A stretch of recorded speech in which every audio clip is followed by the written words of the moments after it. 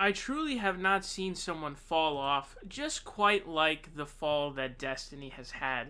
Now, he used to be this sort of what seemed to be a left guy, or maybe like a liberal type of guy, or whatever.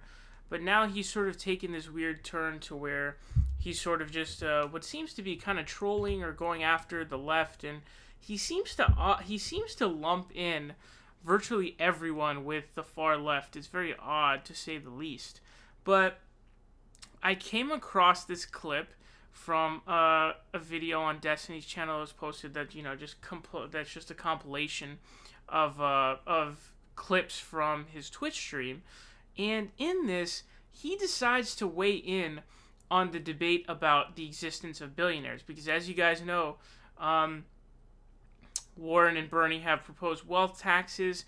Bernie Sanders has said that no billionaires should be allowed to exist, which means that nobody should be allowed to have a net worth of $1 billion in our society. A very, very, just sort of commonsensical statement, if you ask me. Now, we're gonna actually hear out what Destiny has to say about this.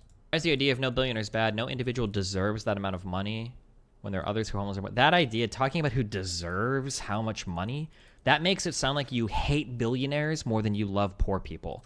Like, your goal should be, we should have fully funded social programs to take care of, like, poor people, or to take care of people that need, like, certain needs met. Like, that should be your goal. The idea, like, there should be no billionaire. Like, hold on, what, do you care about any of this shit, or you just really fucking hate rich people? Like, it sounds really fucking weird.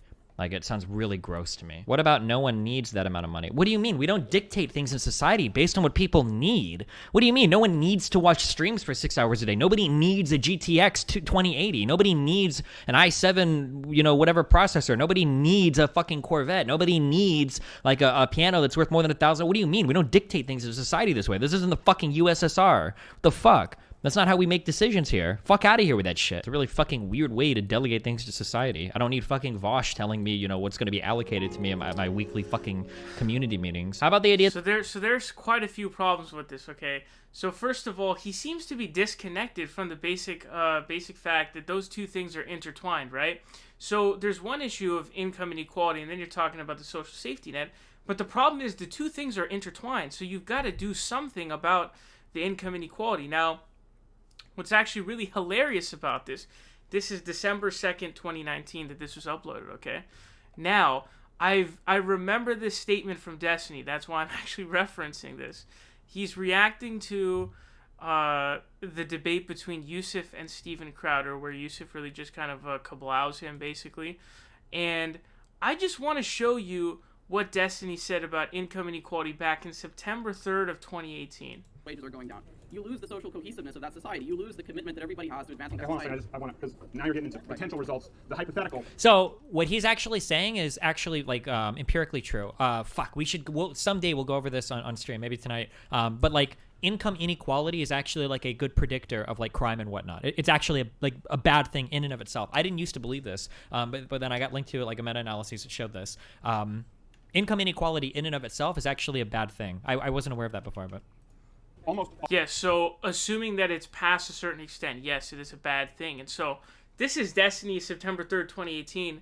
For some reason, he's now flipped to this position now, which I really don't understand. But as Destiny explained there, and I really don't even have to explain it to you, to be honest, just because he explains it there himself, income inequality, to the extent that we have in the United States, is extremely detrimental to society.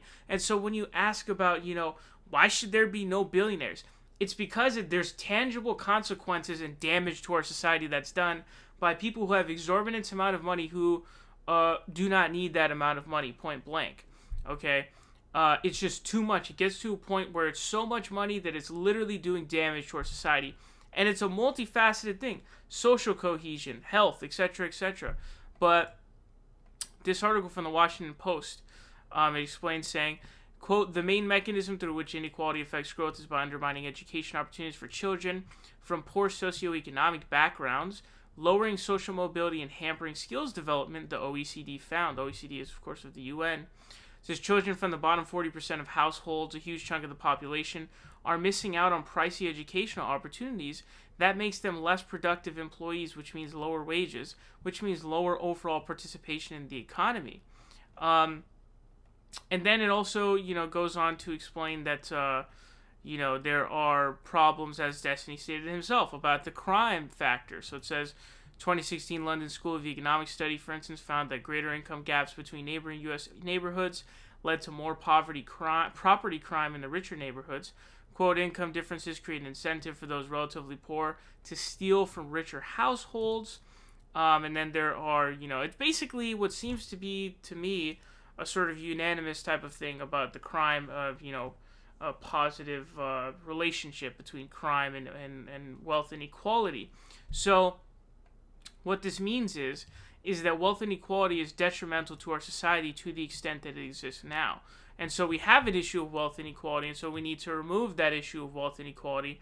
We need to redistribute wealth through means of taxation, or, I'm in favor of incentivizing worker cooperatives, of course, because that cuts out the middleman and takes out the head honcho, at the front, of course, in terms of, not having that billionaire in the first place. But, he also seems to just sort of link anybody who believes that there shouldn't be any billionaires is somehow like that cringy dude Vaush or whatever his name is, who's like a communist or whatever, or the USSR. Imagine thinking for a second that in a system where people could be capitalist up to the point of $999 million in net worth is like the USSR, or you're making this sort of tangential connection. It's the dumbest thing I've ever heard in my entire life. And we do base our society a lot on needs. Like, where do you think the social programs come from? Our laws are based on that. The way people act is like that, right? People need food, so we have food stamps, things of that nature, like housing, etc. That is kind of how we dictate society, right? And that's what people strive to help other people with, get themselves.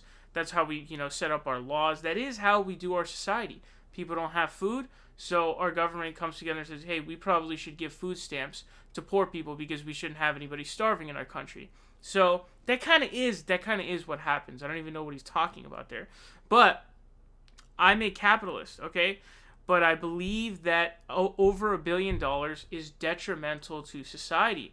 And that is extremely, extremely well documented in academia and the studies that show all of the damage that it does to society. Preventing people from getting education. Obviously the crime rate that goes up, the social cohesion.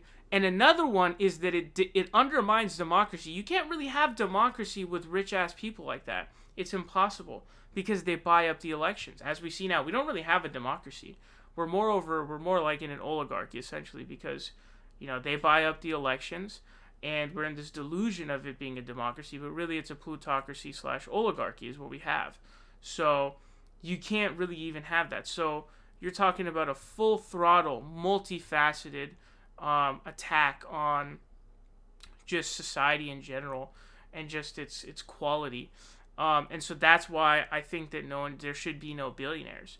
And, I think that capping wealth at $999 million, I can't stress enough to you folks just how much money $1 billion is. $1 billion is 1,000 millions. So imagine caping for and sucking the cock of billionaires, as if like you're doing this big defense thing. It's really weird to me, man. You're talking about somebody who could have $999 million and not even apply to being a billionaire. Then you're talking about there being billionaires who are worth $100 billion or more than $100 billion. So then you're talking about 1,000 millions. So it gets out of hand. And if you don't see why, A, it's detrimental to our society, and that's why we should do it, and B, that it's very well within reason, even as a capitalist, to put a cap in that arena. You could do a tax cap, obviously is a big thing, a wealth tax.